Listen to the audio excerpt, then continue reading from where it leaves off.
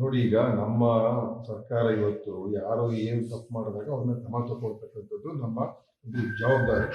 ಅವರು ಯಾರೇ ಆಗಿರ್ಬೋದು, ನನಗೂ ಕೂಡ ನಮ್ಗೆಲ್ರೂ ಕೂಡ ನೋವಿನ ಸಂಗತಿ. ಯಾರೊಬ್ರು ಬಂದು ಪಾಕಿಸ್ತಾನ ಜಿಂದಾಬಾದ್ ಅಂತ ಕೂಗ್ತಾರೆ ಅಂತ ಹೇಳಿದ್ರೆ ಅದು ನಾವು ಯಾರು ಸಹಿಸಕ್ಕಾಗೋದಿಲ್ಲ. ಅದಕ್ಕೆ ಖಂಡಿತವಾಗಿ ಅದ್ರ ಬಗ್ಗೆ ಏನು ಕ್ರಮ ತಗೊಳ್ಬೇಕು ನಾವು ತಗೊಳ್ತಾ ಇದ್ದೀವಿ. ಅವ್ರಿಗೆ ಈಗಾಗಲೇ ಬಂಧನೆಗೂ ಕೂಡ ಒಳಗಾಗಿದ್ದಾರೆ ಮತ್ತು ಮುಂದಿನ ಕಾನೂನಾತ್ಮಕ ಕ್ರಮಗಳು ನಡೀತದೆ. ಇದು ಇಂಥದಕ್ಕೆ ನಾವು ಅವಕಾಶ ಕೊಡುವಂಥದ್ದಕ್ಕೆ ನಾವು ಯಾರು ಕೂಡ ಅದಕ್ಕೆ ಇಲ್ಲ ಅಂತ. ಅದರಿಂದ ಇದು ಅವರು ರಾಜಕೀಯವಾಗಿ ಬಳಸಕ್ಕೆ ಹೋಗ್ತಾ ಇರ್ಬೋದು. ಕಿಡಿಗೇಡಿಗಳು ಏನು ಮಾಡಿದ್ದಾರೆ ಖಂಡಿತವಾಗಿಯೂ ನಮ್ಗೆಲ್ಲರೂ ಕೂಡ ಅದು ಬಹಳ ಒಂದು ನೋವು ತಂದಿರೋ ವಿಚಾರ. ಅದನ್ನು ಖಂಡಿಸ್ತೀನಿ. ಈ ಥರ ಅವ್ರು ಮಾಡಿರ್ತಕ್ಕಂಥದ್ದು ಮತ್ತು ಅವ್ರಿಗೆ ಕಾನೂನಲ್ಲಿ ಏನು ಶಿಕ್ಷೆ ಆಗಬೇಕು ಎಲ್ಲ ಶಿಕ್ಷೆಗಳು ಅವ್ರಿಗೆ ಆಗುವಂಥದ್ದಕ್ಕೆ ನಮ್ಮ ಪೊಲೀಸ್ ಇಲಾಖೆಯವರು ಮತ್ತು ನಮ್ಮ ಸರ್ಕಾರ ಮಾಡಬೇಕಾಗ್ತದೆ, ಮಾಡ್ತಾ ಇದ್ದಾರೆ. ಸಮರ್ಥನೆ ಯಾರು ಮಾಡ್ಕೊಂಡಿರಲಿಲ್ಲ. ಇವತ್ತು CM ಅವರು ಕೂಡ ಹೇಳಿದ್ರು, ಗೃಹ ಸಚಿವರು ಕೂಡ ಹೇಳಿದ್ರು, ಅದೇನು FSL ವರದಿ ಬಂದ ನಂತರ ನಾವು ಕ್ರಮ ತಗೊಳ್ತೀವಿ. ಯಾಕಂದ್ರೆ ಈ ತರ ಅನೇಕ ಘಟನೆಗಳು ನಮ್ಮ ದೇಶದಲ್ಲಿ ನಡೆದಿದೆ. ಅವಾಗೆಲ್ಲ ಸುಮಾರು ಘಟನೆಗಳಲ್ಲಿ ಆತರ FSL ವರದಿಗಳು ಬಂದಾಗ ಆತರ ಹೇಳಿಲ್ಲ ಅಂತಾನೆ ಬಂದಿರುವುದು. ಅದಕ್ಕೆ ಏನೇನು ಕ್ರಮ ತಗೊಳ್ಬೇಕಾದ್ರೆ ಕಾನೂನಾತ್ಮಕ ಒಂದು ಸಾಕ್ಷಿಗಳಿರ್ಬೇಕಾಗ್ತದೆ. ಅದಕ್ಕೆ ಅವ್ರಿಗೆ FSL ಬರೋದಕ್ಕಿಂತ ಮುಂಚೆನೇ ಅವ್ರನ್ನ ಕಸ್ಟಡಿಗೆ ತಗೊಂಡಿದ್ದು, ವಿಚಾರಣೆಗೆ ತಗೊಂಡಿದ್ದು. ಆಮೇಲೆ FSL ವರದಿ ಬಂದ್ಮೇಲೆ ಮುಂದಿನ ಕ್ರಮ ತಗೊಂಡಿದ್ದಾರೆ. ಕೆಲವು ಸಂದರ್ಭಗಳಲ್ಲಿ ರಾಜಕೀಯವಾಗಿ ಬಿಜೆಪಿ ಇದನ್ನ ಬಳಸಕ್ ಹೋದಾಗ ಇದು ರಾಜಕೀಯವಾಗಿ ಇದಕ್ಕೆ ನಾವೇನು ಅವ್ರಿಗೆ ಬೆಂಬಲ ಕೊಡುವಂಥದ್ದು ಏನೂ ಇಲ್ಲ ಅಂತ ನಮ್ಮ ಲೀಡರ್ಗಳು ಕೆಲವರು ಆ ರೀತಿ ಹೇಳಿದ್ದಾರೆ ಹೊರತು ಯಾರು ಕೂಡ ಇದನ್ನ ಬೆಂಬಲ ಕೊಡೋಕೆ ಸಾಧ್ಯನೇ ಇಲ್ಲ. ಕಾಂಗ್ರೆಸ್ ಪಕ್ಷ ಯಾಕೆ ಇದಕ್ಕೆ ಬೆಂಬಲ ಕೊಡ್ತಾರೆ? ಯಾರು ಕೂಡ ಕೊಡಕ್ ಸಾಧ್ಯ ಇಲ್ಲ. ಕಾಂಗ್ರೆಸ್ ಪಕ್ಷ ಬಿಡಿ, ಯಾರು ಕೂಡ ಕೊಡೋದಿಲ್ಲ. ಇದಕ್ಕೆ ಇವನ್ ಅಲ್ಪಸಂಖ್ಯಾತರು ಕೂಡ ಕೊಡೋದಿಲ್ಲ. ಇವ್ರು ಯಾರೋ ಮಾಡಿರೋರಿಗೆ ಪಾಪ ಇಡೀ ಆ ಸಮುದಾಯಕ್ಕೇನೆ ಕೆಟ್ಟ ಹೆಸರು ಬರತಕ್ಕಂಥ ರೀತಿಯಲ್ಲಿ ಅದು ಇಲ್ಲಿ ಯಾರು ಕೂಡ ಈ ದೇಶದಲ್ಲಿರೋ ಪ್ರತಿಯೊಬ್ಬರು ಕೂಡ ದೇಶದ ಬಗ್ಗೆ ಅಭಿಮಾನ ಇದ್ದೇ ಇದೆ.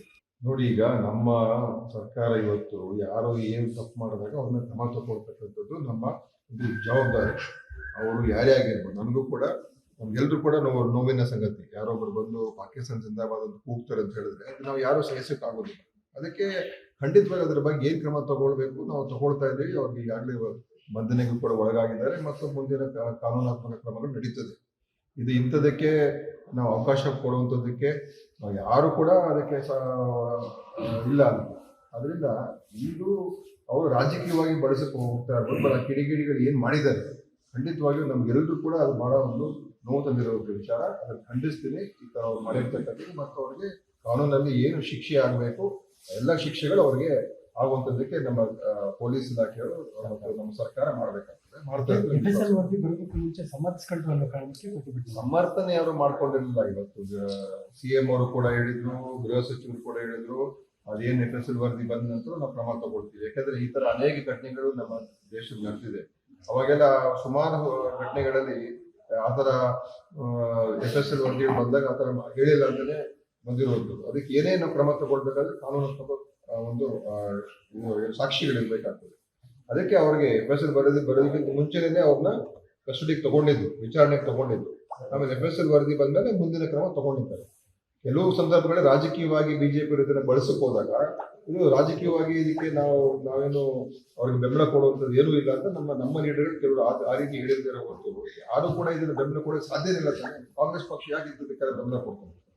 ಯಾರು ಕೂಡ ಕೊಡಕ್ ಸಾಧ್ಯ ಇಲ್ಲ. ಕಾಂಗ್ರೆಸ್ ಪಕ್ಷ ಬಿಡಿ, ಯಾರು ಕೂಡ ಕೊಡೋದಿಲ್ಲ. ಇದಕ್ಕೆ ಇವನ್ ಅಲ್ಪಸಂಖ್ಯಾತರು ಕೂಡ ಕೊಡೋದಿಲ್ಲ. ಇವ್ರು ಯಾರೋ ಮಾಡಿರೋರಿಗೆ ಪಾಪ ಇಡೀ ಆ ಸಮುದಾಯಕ್ಕೇನೆ ಕೆಟ್ಟ ಹೆಸರು ಬರತಕ್ಕಂಥ ರೀತಿಯಲ್ಲಿ ಅದು ಇಲ್ಲಿ ಯಾರು ಕೂಡ ಈ ದೇಶದಲ್ಲಿರೋ ಪ್ರತಿಯೊಬ್ಬರು ಕೂಡ ದೇಶದ ಬಗ್ಗೆ ಅಭಿಮಾನ ಇದ್ದೇ ಇದೆ.